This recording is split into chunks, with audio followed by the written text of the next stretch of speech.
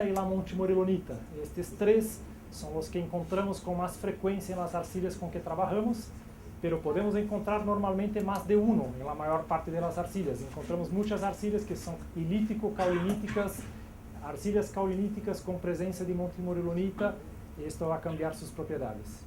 Y el mismo se pasa con los minerales accesorios, que también existen distintos, el cuarzo, feldespatos, minerales de hierro, carbonatos, micas, fluoretos, e incluso impurezas que no son minerales, como los sales solubles y la materia orgánica, que también pueden cambiar los comportamientos de las arcillas. Una cosa importante acá, toda vez que vemos esa transparencia, me lembro que tenemos que cambiar esa transparencia, porque esto da impresión que el mineral accesorio de la caulinita es el cuarzo.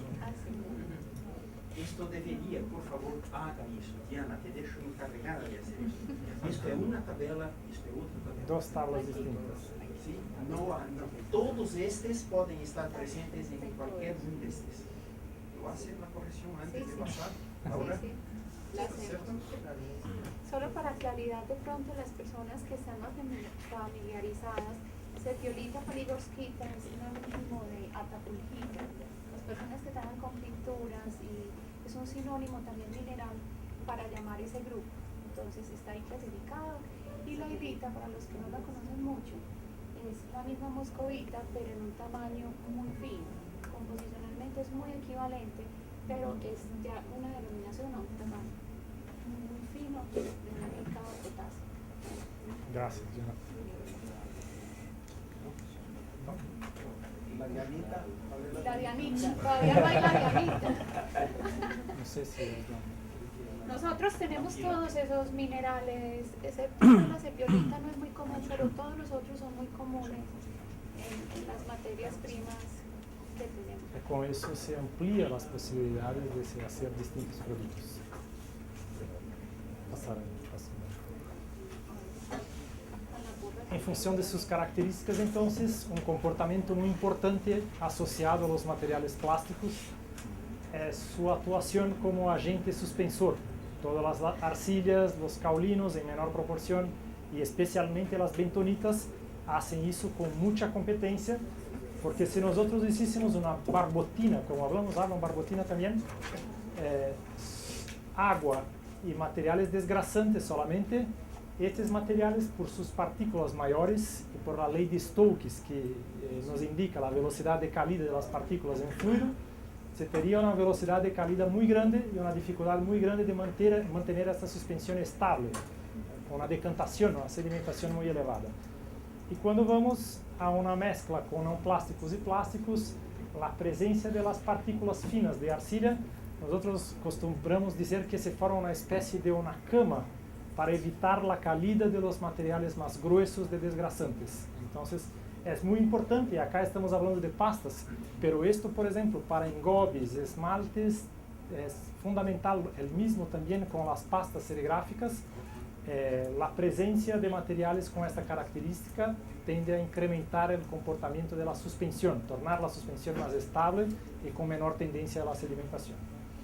Hay un aspecto fundamental acá. Yo voy haciendo la parte complementar. Fabio va a dar el curso, yo voy haciendo las complementaciones para que se descanse un poco. La ecuación de Stokes es fundamental para que se comprenda la velocidad con que se alimenta una partícula.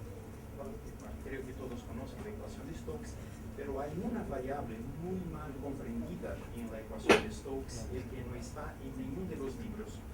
La velocidad de sedimentación de una partícula varía inversamente proporcional con la viscosidad. ¿Viscosidad de quién? Del medio.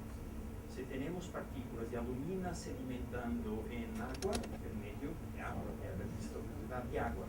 Si tienen una mezcla de minerales con tamaño de partículas muy distintos, la viscosidad es de la suspensión formada por las partículas más finas.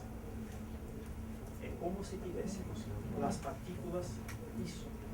Las partículas gruesas irían para el fondo porque la viscosidad sería la viscosidad del agua.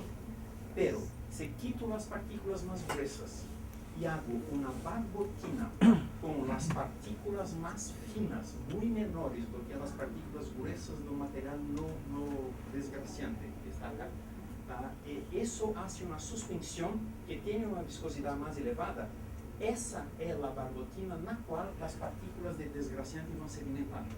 E, portanto, a viscosidade correta, neste caso, é a viscosidade da suspensão da água com as partículas coloidales ou as partículas de arcilla. Isso é o equivalente a dizer que acá está sedimentando em água e acá os desgraciantes estão sedimentando em uma suspensão de água e arcilla. E a viscosidade desta suspensão de água e arcilla naturalmente é maior do que a viscosidade da água. Por eso el viscosidad del medio es muy correcto, porque El medio. la partícula B. Exatamente. E por isso que você desflocula no el desgraciante. El efecto sobre el desgraciante é muito pequeno. Desflocula é a barbotina na qual o desgraciante vai sedimentar.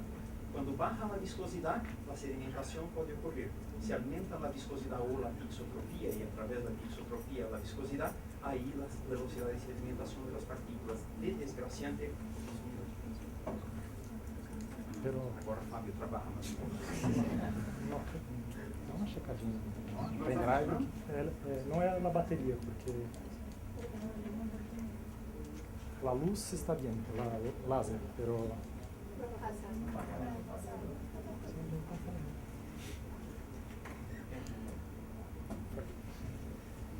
acá hay mucho do que Anselmo hablaba respecto del papel de las placas de arcilla en la conformación de las piezas. El mecanismo que nosotros hablamos cuando estamos tratando de la conformación de las piezas es que ocurre la deformación plástica de los gránulos en el caso de una pasta atomizada en que estamos haciendo el prensado, en que acá tengo una baja presión de compactación, baja, y en la medida en que incremento la presión de compactación, los gránulos se deforman, y solamente se deforman por el caso que Anselmo explicaba, que las partículas de arcilla se desplazan y cambian sus posiciones.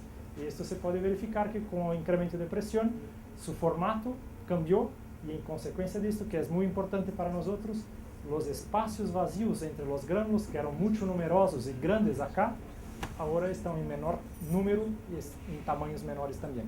Isso garantirá no solamente el formato de la pieza, como también la resistencia mecánica que se incrementará partindo de este punto para este punto que está acá. E o volume de poros e o tamanho de poros que vai ter que ser eliminado durante a sinterização. Que se puede verificar acá, es simplesmente una representación de lo que está ilustrado en la otra película, la presión de compactación, que no sé si están consiguiendo enxergar, y la densidad aparente. Entonces, en la medida en que vamos incrementando la presión, la densidad aparente se incrementa como una consecuencia de la reducción de los volúmenes ocupados pelos poros. Y esto es muy importante para la Quando se diminui o volume de poros, de uma maneira indireta,